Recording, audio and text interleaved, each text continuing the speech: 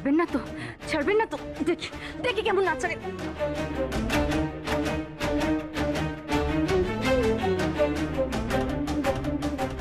ও মা, আপনি এরকম উঠে পড়লেন কেন?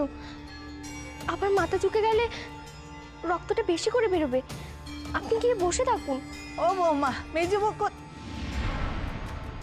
ও মা, এই কি হয়েছে তোর? ও মহিন, এটা কাটলো কি করে তোর? হ্যাঁ বৌমা, আমাকে তোমরা জানাতে পারোনি? ও বুড়ো হয়েছে বলে কি আমাকে কিছু জানাবে না তোমরা? মা, আমি যে এখান থেকে নড়তেই পারছি না। ঠিক আছে, মেজো বউ কোথায়? আরে কত কেটেছে দেখো তো। ও মহিন, খুব ব্যথা করছে না রে? আরে পটি বাঁধতে হবে তো। বিহারি কোথায়? বিহারিকে খবর দিয়েছো? মা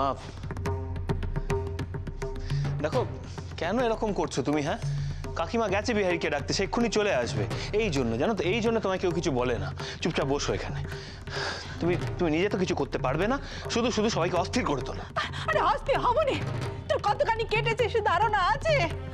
ও কি করে কাটলো রে বাবা? মা, ওনার দেরাজের কোণে লেগে কেটে গেছে। হে রাধা মাধব, ঠাকুর গো, এতদিন পরে তুমি আমার সংসারে একটু শান্তি ফিরিয়ে এনেছিলে। এই মইনের কপালে আবার কি দুর্ভোগ দিলে বলো দেখি। একটু শান্তি থেকে তুমি থাকতে দেবে না ঠাকুর?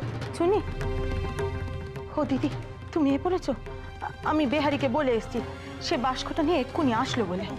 ও মেজবু, আচ্ছা বিনু কোথায় বলো দেখি? বিনু না অনেক গাছ কাছরা খবর জানে, কোন গাছে ওই রক্ত থামবে না থাকবে সে জানে। তুমি তার একটু খবর পাঠাও দেখি। না থাক, ওসবের কোনো দরকার নেই। মা তুমি কেন এসব করছো বলো তো? হ্যাঁ, তুমি তো খুব ভালো করেই জানো যে সব জড়িভুড়িতে আমার বিশ্বাস নেই। দাঁড়াও দিদি, তুমি এত চিন্তা করো না।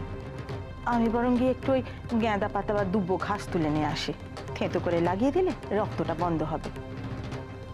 মই, বেহারি যা করছে করুক, আমাদের এটুকু করতে দে।